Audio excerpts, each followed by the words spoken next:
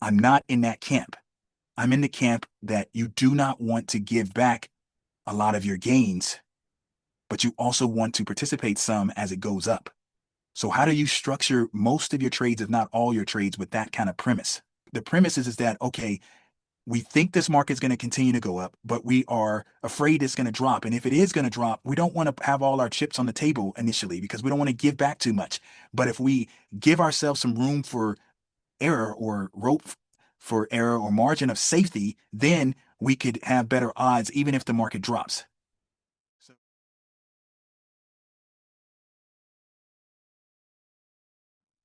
talking about the ES, let's say that we wanted to do an ES collar strategy with 7 days to go.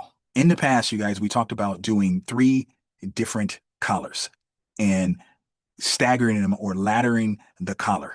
It would look something like this, that we would sell at a, as I say, 40 delta, sell at a 35 delta, and then sell at a 30 delta, give or take, right? And it'd have the puts over here, and you have a three collar process on. Now, when we do something like this, we will have extrinsic. It's not going to be this amount, but we will have extrinsic, and we could make money technically if the market did nothing because we are receiving some extrinsic because the calls that we sell is going to be more than the puts that we buy. But this is really a directional play.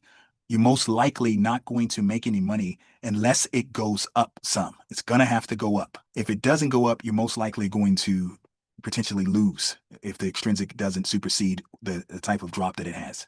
But what we have been testing, especially in the market that we are in now, is placing the three collars at different time intervals. So what I mean by that is that instead of putting all three collars on at the same time, you put it on at different times. So for example, the market has been up and you don't know if it's going to go up for the 10 straight week or is it going to go up 15 straight weeks or it's never going to go down again this year. You don't know that, right? The odds on it, yeah, we are going to go down again this year, but who knows? So you want to protect yourself to the downside, but you also want to participate to the upside if the market keeps going up. Because 4 weeks ago, if you had the philosophy that, okay, this market has went up too much, I'm going to be bearish, then you have lost out on the last 4 weeks. I'm not in that camp. I'm in the camp that you do not want to give back a lot of your gains, but you also want to participate some as it goes up. So how do you structure most of your trades, if not all your trades, with that kind of premise? Well, one of the ways you can do it with this collar strategy is you can sell something at the money and you can buy a put lower. Let's just say we bought a put here. Well, in this example, you're going to collect $1,000 in extrinsic. This is the put minus the call, or the call minus the put. That's the total extrinsic that you're getting. And then you're going to have a little upside, just 2 points to the upside. So to be able to show you the kind of the risk dynamics of this, I'm going to just show a put spread really quickly. So in this example here, we can make just about $1,100 to the upside over the next week. And the most we will give back is $2,100.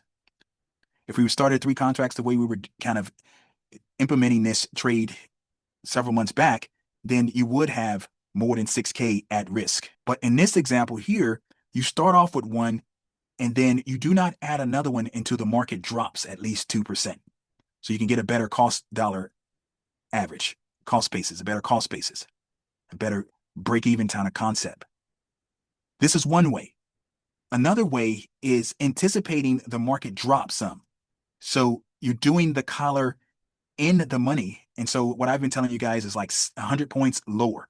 So let's just say it's trading at 76.22 right here. You decide to sell it at the 75.20, the call. And then you buy a put 100 points lower. So that's 75.20 to 74.20, you buy the put. And so in this case, it's just an extrinsic play. The most you can make here is jumping all around. Let's just say 500 is still moving because even though we locked it, this price stays locked, but this doesn't. Before we continue with the video, I just want to quickly point out, if you need any additional help, please consider joining our trading club. You can do that by clicking on the link in the description area, and you'll get a 3-month trial for a flat fee of $60. We look forward to seeing you in the trading club. Back to the video. When we take the call extrinsic and then we subtract the put extrinsic down here, that equals about 500. If it stays above the 75.20, we're going to make, and it expires, we'll make all of this 500. If it drops below the 75.20, it has to supersede this 500 before we actually start losing. But if it drops a lot, let's just say it drops all the way down to this put here, it's going to be a loss for us at that time, but we can come back in. We can roll the options, and then we can put on the second collar with the better call spaces. And if the market jumps back up, we can get our monies back a lot faster. Not only our monies back, but make some monies. It's allowing you to feel a lot better about the market dropping than it having to go up immediately. You actually get a better opportunity. And this market, as you guys know, doesn't drop for too long. Yeah, we dropped in March, but man, we got that back so fast. It seems like every time we drop, we get it back fairly fast. Only time we didn't get something back fast was 2022 when we were down for a bear market, but we got it all back plus some in 2023. So the premise is that, okay, we think this market's going to continue to go up, but we are afraid it's going to drop. And if it is going to drop, we don't want to have all our chips on the table initially because we don't want to give back too much. But if we give ourselves some room for error or rope for error or margin of safety, then we could have better odds even if the market drops. So this market doesn't want to go down a lot. So it might not even go down 100 points. But if it did, you're better off than just doing this at the money or something out of the money. You're not going to make a ton over the next week, $500 to $600 with this example. But even if you decided to do, instead of 100 points down, you did, 70 points down or something like that. So I bring this to here, this right there, you do 70 points down and you put the put at, still keep the put 100 points. Well, this is giving you almost $700, $650 to $700. You still have some room for the market to drop. You do not have to be right directionally. You can actually be wrong directionally completely as long as it doesn't drop below the 75.50 at expiration. And that is a decent amount. What is that? About 70 points away from where it's currently trading at. And that's collecting me $700 over the next week. If you did this kind of concept, 700 times 4, that's $2,800 that you made. This is a weekly trade. This is like doing our 1 DTE or our 0 DTE trade, but you're doing it with really good odds and that you have the time on your side. If you had to wait it out, you have time on your side. I'm not saying it's better or worse than the 0 DT trade, the 1 DT trade. I'm just saying it's another kind of twist that you can use to use long-term kind of hold concept as your ally. And so we've been doing this for the last, let's just say, 5 to 6 weeks, and it's just been working really well. It gives you confidence that, okay, if the market drops, you're not buying it at a bad price at this point. It's going to eventually drop, and you're going to feel really good about having something at a better price than doing it at the money. But that's okay to do it at the money, as long as you don't use all 3 collars initially. So some of you are new to what the collar strategy is, so I'm going to break that down and then I'll open it up for questions. Now, really quickly, I'm just going to give you the components of a collar strategy.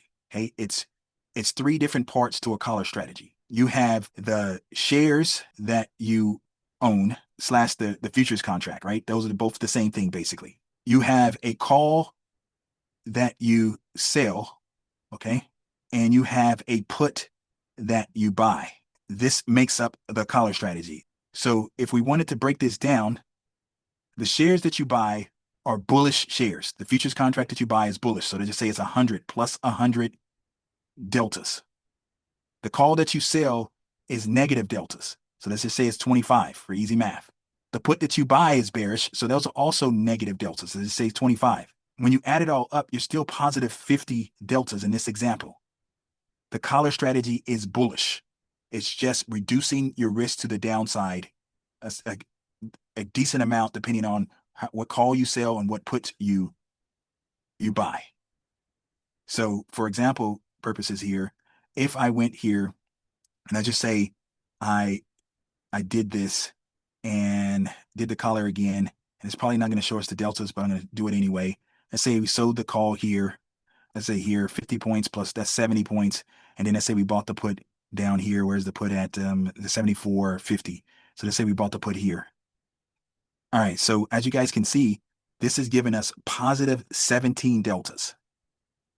We have 100 positive deltas for the futures contract, negative 72 for the call there, and then you can see a negative 12 here for the put. That's why it's a positive 17. If it goes up, we're going to win 100% of the time for this collar, this in the money collar strategy that we're doing. If it goes up, or if it goes down, we're still going to win. You take that 28 and you minus it from 100, we're still going to win. And it tells you this number here. We're still going to win 72% of the time, even if it goes down based on the deltas here, you guys.